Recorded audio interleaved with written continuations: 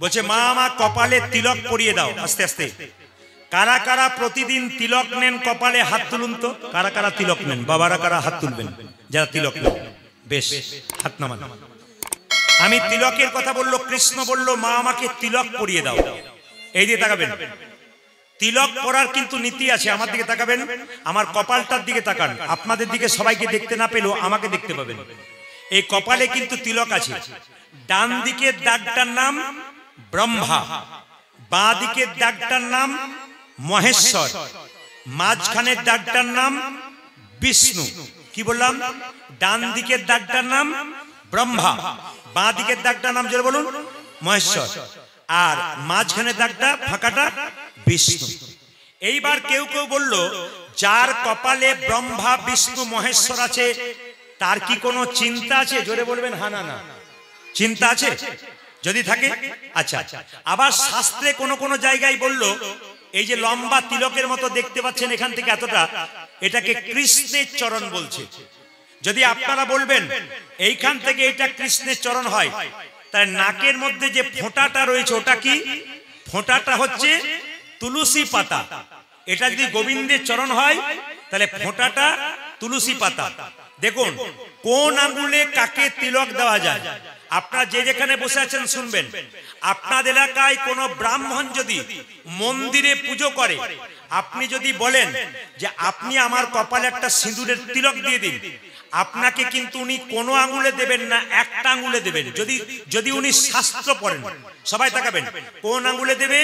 তিলক দেবে এই আঙ্গুলে। আপনাকে তিলক দেবে, ব্রাহ্মণ তিলক দেবে এই আঙ্গুলে। আপনি সাদা একটু তিলক নেবেন, কারো কাছে ফোঁটা নেবেন, কোন আঙ্গুলে দেওয়া উচিত? সব সময় এই আঙ্গুলে দেবেন, যাকে দেবেন। এবার আপনি দেখবেন আপনার বাড়ির পাশে কেউ মারা গেছে, মৃত ব্যক্তির কপালে কেউ যদি তিলক করে দিতে পারে তবে তিনি ভাগ্যবান বা ভাগ্যবতী। আপনার পাশের বাড়িতে কেউ যদি মারা যায়, তাকে যদি আপনি তিলক করে দিতে পারেন তাহলে বুঝবেন আপনি ভাগ্যবান অথবা ভাগ্যবতী। তাহলে প্রশ্ন করবেন কোন আঙ্গুলে তিলক করবেন? যিনি মারা গেছেন তাকে সবসময় এই আঙ্গুলে তিলক করে দেবেন কপালে, মাথায় রাখবেন। এই আঙ্গুলে কাকে তিলক করবেন? নিজে যখন তিলক করবেন তখন এই আঙ্গুলে কপালে তিলক করবেন। এই আঙ্গুলে তিলক কাকে দেবেন? ভগবান বিষ্ণুর চরণে, গুরুদেবের চরণে আপনি এই আঙ্গুলে তিলক দেবেন। সবাই মাথায় রাখবেন। দেখবেন যারা গুরু মন্ত্র নিয়েছেন তারা কোন আঙ্গুল থেকে ভজন শুরু করুন? জোরে দেখেন, হ্যাঁ এই আঙ্গুল থেকে। তাই ভগবানকে একটা তুলসী পত্র দেবেন, তা এই আঙ্গুলে দেবেন। ভগবানকে চন্দন দেবেন, এই আঙ্গুলে দেবেন। ভগবানকে ফুল দেবেন, এই আঙ্গুলটা টাচ থাকতে হবে। কেন? এটার নাম অনামিকা, এটা হচ্ছে ভগবান বিষ্ণুর আঙ্গুল।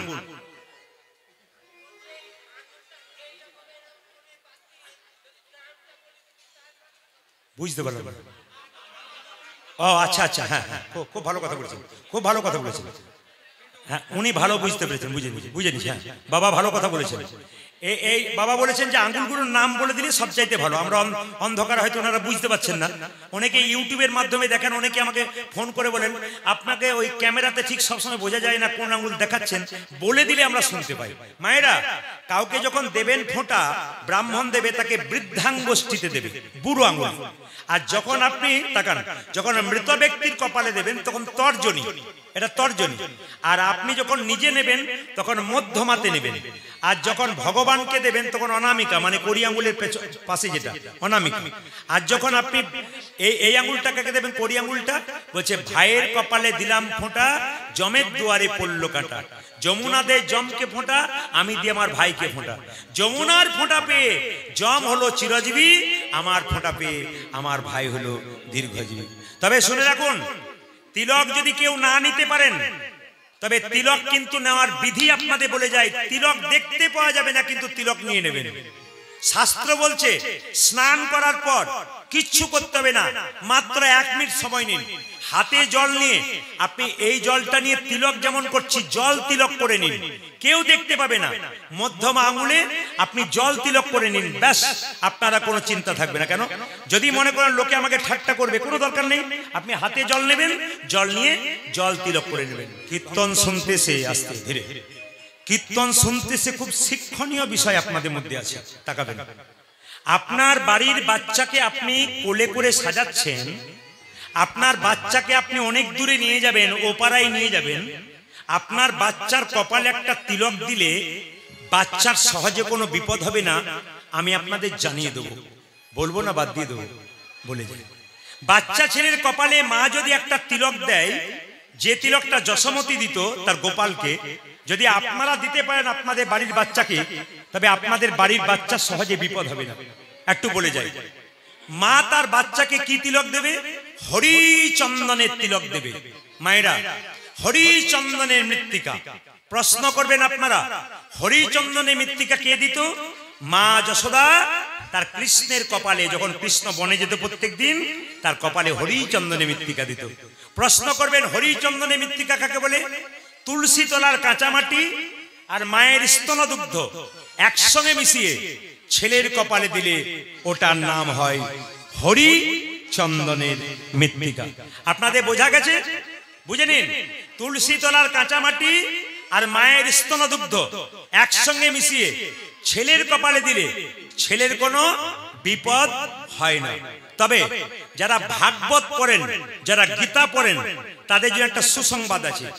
শ্রীমদ্ ভাগবত গীতার 10ম স্কন্ধে 29তম অধ্যায়ে একটা কথা বলেছে যে বিবাহিত নারী যতই উলুধ্বনি দিক আর যতই হরিধ্বনি দিক আর যতই শঙ্খ বাজাক, তার কোনো কিছুতেই লাভ নাই যদি একটা কাজ না করে। আপনাকেও রেগে যাবেন না, এটা শাস্ত্রের কথা। বাবাদের খুব খুশি হবে, আপনাদের একটু রাগ হতে পারে। কি বলুন তো? যে স্ত্রী বিবাহিত নারী একটা কাজ না করে তার জীবনে কৃষ্ণ ভজন হয় না। যদি কোনো স্ত্রী তার পতি সেবা না করে আর হরিনাম করুক আর কৃষ্ণ নাম করুক, এর জীবনে কোনো লাভ হবে না। আপনারা তাও মাঝে মাঝে হ্যাঁ হ্যাঁ দিয়েছেন। আমি কালকে পুরুলিয়াতে গাইছিলাম, একটা স্ট্যান্ডার্ড জায়গা ছিল, ওখানে যেই না বলেছি যে পতি সেবা করতে হবে মেয়েদেরকে। স্বামী স্ত্রী দুজনে দাঁড়িয়ে গান শুনছিল, স্বামী স্ত্রীকে বলছে শোনো কি বলছো শোনো, তখন স্ত্রী বলছে চুপ করো, মানে বুঝতে পারছেন তো, করবে না। আবার অনেকে আবার একটা মেয়েকে জেনে বলছে পতি সেবা করতে হয়, ও তখন কাপড়টাকে নিয়ে রেগে বলছে। মায়েরা, যদি শাস্ত্রের প্রমাণ পান তবে দেখুন, সীতা রামচন্দ্র 14 বছরের জন্য বনবাসে গিয়েছিল। সীতা তার সঙ্গে গিয়েছিল কিনা জোরে বলবেন আপনারা, জোরে বলুন।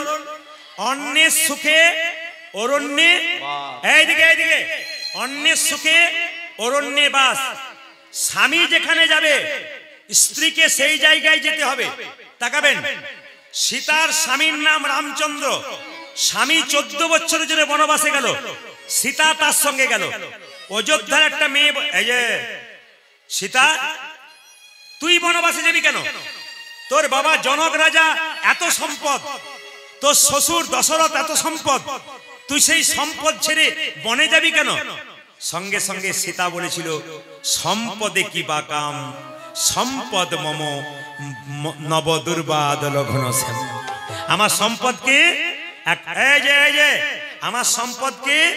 আমার সম্পদ হলো স্বামী।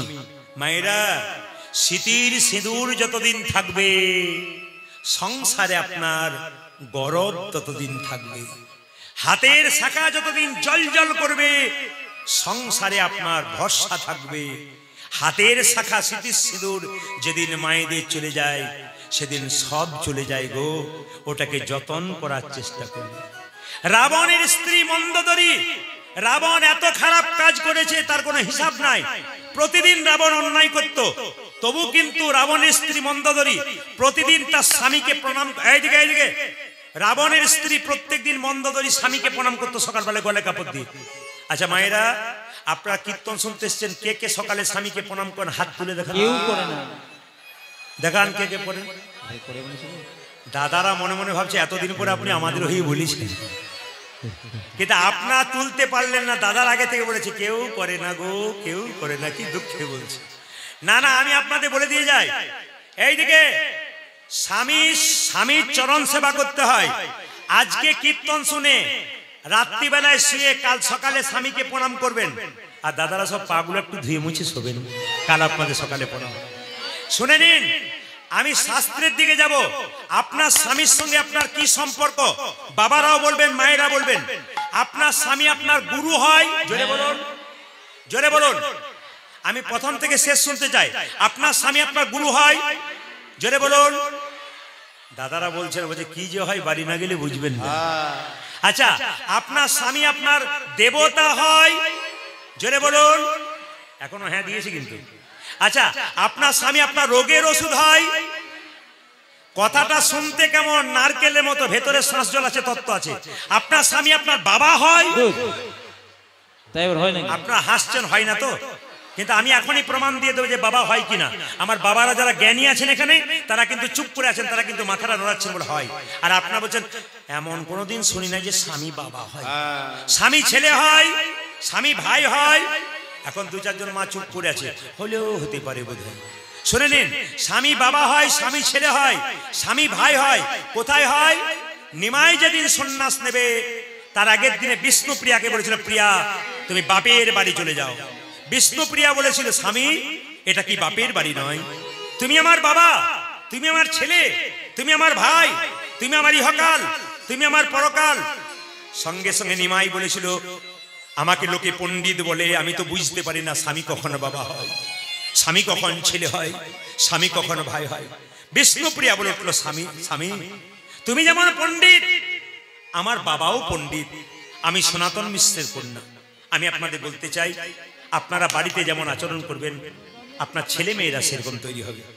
আমি বাড়ি গেলে দু একদিন ছুটি থাকলে, আমি যে বইটা পড়াশোনা করি তাতে লাল কালি দাগ দিয়ে দিলে, আমার ছোট মেয়েটি আমার পাশে বসে দেখে বাবা কি দেখছে। আমার যখন ওঠা হয়ে যায় পড়া করে, আমি যখন অন্য কোনো কাজ করি, তখন মেয়েটি লাল কালির দাগগুলো দেখে বাবা কোথায় কোথায় দাগ দিয়েছে। ও পড়াশোনা করে। কেউ যদি ফোন করে বলে, খুকি তোমার বাবার সঙ্গে দরকার আছে, একটু ফোনটা দাও তো, বলে বাবা একটু ব্যস্ত আছে, একটা কথা জিজ্ঞেস করার ছিল, বলতে পারবে? হ্যাঁ আমাকে বলুন, আমি চেষ্টা করব। আমি চুপচাপ শুনি, দেখি ও অর্ধেক প্রশ্নের উত্তর দিয়ে দেয়। কেন? বাবা আলোচনা করবে, তবে ছেলে মেয়ে সেরকম হবে। মা যদি চঞ্চল হয়, বাচ্চা চঞ্চল হবে। বাবা যদি চঞ্চল হয়, বাচ্চা চঞ্চল হবে। আপনার রক্তের শরীর আপনার ছেলের শরীরে বইছে, তাই বারবার বলবো সাবধান থাকবেন। আপনি শান্ত হবেন, আপনি কৃষ্ণ ভক্ত হবেন, আপনার বাচ্চা কৃষ্ণ ভক্ত হবে। লক্ষ্য করুন, বিষ্ণুপ্রিয়াকে নিমাই বলল, কোথায় বাবা হয়? বিষ্ণুপ্রিয়া বলল, শোনো সনাতন মিশ্র আমার বাবা আমাকে শিখিয়ে দিয়েছে, স্বামী কখনো বাবা হয় অন্ন দানে পিতা সম, রতি দানে পতি। কেবল অন্ন দানে পিতা সম, রতি দানে পতি। সহজ করে বুঝিয়ে দেবো, অন্ন দানে পিতা সম, রতি দানে পতি। আজি অন্ন দানে পিতা সম, রতি দানে পতি। স্বামী মেয়েদের যখন বিয়ে হয় না, কোথায় থাকে জোরে বলুন? বাপের বাড়িতে। কে অন্ন জোগাড় করে? বাবা। বিয়ে হবার পরে কে অন্ন জোগাড় করে? স্বামী। স্বামীকে অন্নদাতা পিতা। কি সুন্দর বোঝাচ্ছে বিষ্ণুপ্রিয়া। অন্নদানে পিতা সম, রতি দানে পতি। কেবল অন্ন দানে পিতা সম, রতি দানে পতি। ছেলে কখন হয়? ছেলে পিণ্ড দানে পুত্র সম, অগতি জগতি। ও দেখো পিণ্ড দানে পুত্র সম, জগতি জগতি। পিণ্ড দানে পুত্র সম, অগতি জগতি।